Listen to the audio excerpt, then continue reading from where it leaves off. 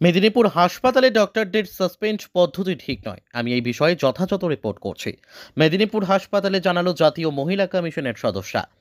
Medinipur medical college হাসপাতালে রোগী মৃত্যুর ঘটনার তদন্তে হাজির হলো জাতীয় মহিলা কমিশনের সদস্যা ডক্টর অর্চনা মজুমদার। শনিবার বেলা 11টা নাগাদ মেদিনীপুর হাসপাতালে পৌঁছে হাসপাতালের সুপার, মেডিকেল কলেজের প্রিন্সিপাল, জেলার মুখ্য স্বাস্থ্য আধিকারিক সহ 9 জানুয়ারি রাতে অপারেশনের কাছে থাকা সমস্ত চিকিৎসক নার্সদের সঙ্গে বৈঠক করেন। বৈঠকের পরে তিনি জানালেন, এই ঘটনায় সিনিয়র বা জুনিয়র চিকিৎসকদের দোষ দেখতে পারছি না, বরং যে স্যালাইন ব্যবহার করা হয়েছিল তা নিয়ে কোনো পদক্ষেপ হয়নি, তাই এই সাসপেন্ড ঠিক নয় বলেই মনে হয়েছে, আমি রিপোর্ট করব। এই বিষয়ে যথাযথ স্থানে বেলা 11টা থেকে 2টো পর্যন্ত টানা বৈঠক করেছেন জাতীয় মহিলা কমিশনের সদস্যা, যেখানে উপস্থিত ছিলেন জেলার মুখ্য স্বাস্থ্য আধিকারিক ডক্টর সৌম্য শঙ্কর সারেঙ্গি, হাসপাতালের নতুন সুপার ইন্দ্রনীল সেন, মেদিনীপুর মেডিকেল কলেজের অধ্যক্ষ তথা প্রিন্সিপাল মৌসুমী নন্দী ও 9 জানুয়ারিতে অপারেশনের সময় উপস্থিত থাকা বিভিন্ন চিকিৎসক ও নার্সরা। 11টা থেকে 3 ঘন্টা বৈঠকের পর রওনা দেন চিকিৎসা বিভ্রাটে মৃত্যু হওয়া মামুনি রুইদাসের বাড়ির উদ্দেশ্যে। তবে তার আগে রাজ্যের স্বাস্থ্য দপ্তরের ও সিআইডির পক্ষ থেকে নেওয়া পদক্ষেপের তীব্র বিরোধিতা করেন তিনি। ব্যুরো রিপোর্ট, সত্যের সন্ধানে কেশপুর। তার লেগেছিল ওটি টেবিলেই ছিল, অতক্ষণ নর্মাল সিজারে থাকে না। পেশেন্টের ওটি শুরু হবার আগে পেশেন্টের ফ্লুইড চালানো মাত্র অবস্থা ডিটোরিয়েট করেছিল এবং ওই পেশেন্ট অবজারভেশনে 1.5 থেকে 2 ঘন্টা রাখা হয়। বাড়ির লোক আশেপাশের ওই দোকান থেকে অন্য ফ্লুইড এনে দেয়, সেই ফ্লুইড চালানো হয়, তার সাথে স্টেরয়েড দেওয়া হয়, দেবার পরে পেশেন্ট ইমপ্রুভ করে, তারপরে তার অপারেশন হয়।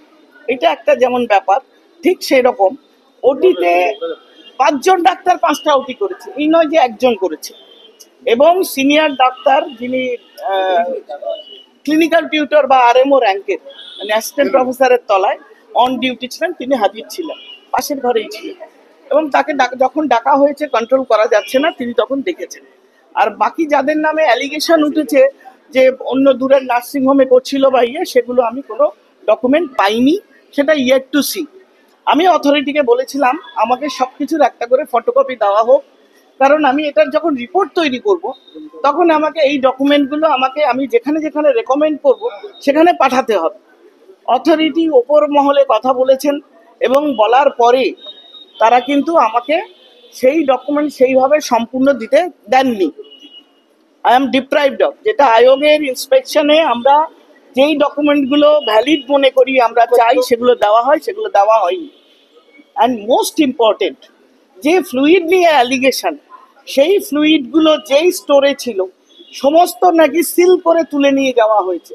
And I have asked the sister, the principal, the superintendent, everyone, আপনারা কি সিডিএল সেন্ট্রাল ড্রাগ ল্যাবরেটরিতে এর কোয়ালিটি টেস্টের জন্য পাঠিয়েছেন?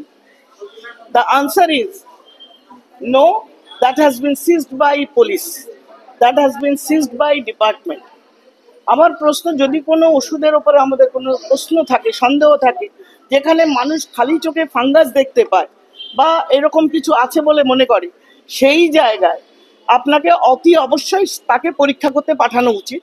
আমাদের স্টেটের ল্যাবরেটরি ছাড়াও আমাদের নিজাম প্যালেসে সেন্ট্রাল ড্রাগ ল্যাবরেটরি আছে, যে কেউ একটা বোতল নিয়ে পরীক্ষা করে তার টক্সিসিটির মাত্রা বের করতে পারে, সেটা করা হয়নি।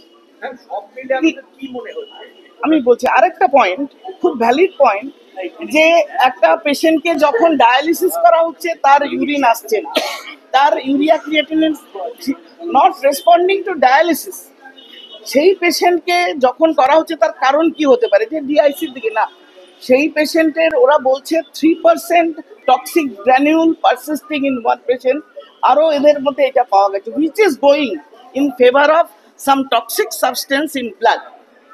আর ডাক্তারদের কি হয়েছিল কি হয়নি সেটা ভিডিও রেকর্ডিং এরা করে না, কিন্তু আমি যতদূর শুনেছি কোনো পেশেন্টের কোনো সেই রকম ব্লিডিং হয়নি যে তাদের ওটিতে ব্লাড দিতে হবে। পরবর্তীকালে ওরা দেখেছে due to toxic effect by generalised পেশেন্টের অ্যানিমিয়া ছিল, রক্ত কম ছিল, ন্যাচারালি তাদের এই ট্রিটমেন্টগুলো নেওয়ার ক্ষমতাও কম ছিল এবং 3 জনকে তারা রেফার করেছেন পরের দিন। আর বাকি একজনের ডিটোরিয়েট, একজন মারা গেছেন, বাকি 2 জন বা 3 জন সুস্থ হয়ে গেছে। এই ওষুধগুলো আরো অনেক পেশেন্টকে দেওয়া হয়েছে, কিন্তু এই ফ্লুইডটা যেই জায়গা হতে পারে ফ্লুইডের মধ্যে কিছু গন্ডগোল আছে, আমরা শুনেছি কর্ণাটকা গভর্নমেন্ট ব্যান করেছে, সেটা আবার এইখানে করা হয়নি, সেই লটের সেই ব্যাচ নাম্বারের সেই এক্সপায়ারি ডেটের সেই রিঙ্গাল ল্যাক্টেট বা নর্মাল স্যালাইনগুলোকে ইউজ করা হয়েছে। এটা যদি গাফিলতি হয়, তার চেয়ে বড় গাফিলতি হলো যে এই ওষুধটা বিফোর ইউজ কেন তুলে নেওয়া হয়নি, কেন পেশেন্টের ওপরে, মা বাচ্চা দুটো জীবনের ওপরে অ্যাপ্লাই করা হলো। এটা নেগলিজেন্সি নাকি কারো স্বার্থ রক্ষার জন্য হয়েছে সেটা আমি বলতে পারবো না। আমি যথাযোগ্য স্থানে এই রিপোর্ট সাবমিট করব, আমার একটা ওপিনিয়ন দেব এবং সাবমিট করব। আমার মনে হচ্ছে যে পেশেন্টের জেনারেলাইজড অ্যানিমিয়া, তার সাথে রাত্রিবেলা সিজারের সময় যে ডাক্তাররা ছিল প্রত্যেকেই কিন্তু MD, PGT, third year, second year, 3 বছর গাইনি ওয়ার্ডে এই কাজ করতে করতে তারা যথেষ্ট কম্পিটেন্ট হয়ে যায়। যে একজন পিজিটি থার্ড ইয়ার কেন সিজার করলো এটা বলে কিন্তু তাদের সাসপেন্ড করার উচিত না, হয়ও না, কোনোদিন শুনিনি, এই প্রথম শুনছি। সেই জায়গায় একজন সিনিয়র আরএমও ছিল, ক্লিনিক্যাল টিউটর ছিল, এবং আর এরা staff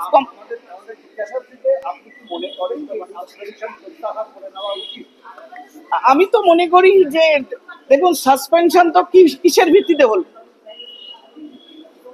when the alleged fluid has not been tested, it is not proved that some toxic granules are inside the patient's body, তাহলে কিসের বেসিসে সাসপেন্ড করা হলো? কি তারা ওটি করেছে, ভুল করেছে, ব্লিড করেছে, তারা সিজার করতে পারেনি, মানলাম পারেনি, একটা কেস হতে পারে, পাঁচটা হতে পারে। This is my point. এইবার বাকি কি আছে সেটা দেখতে পাবো। সিআইডিকে ইতিমধ্যে তদন্তভার দেওয়া হয়েছে এবং সিআইডি তাদের বিরুদ্ধে অনিচ্ছাকৃত খুনের মামলা দায়ের করেছে।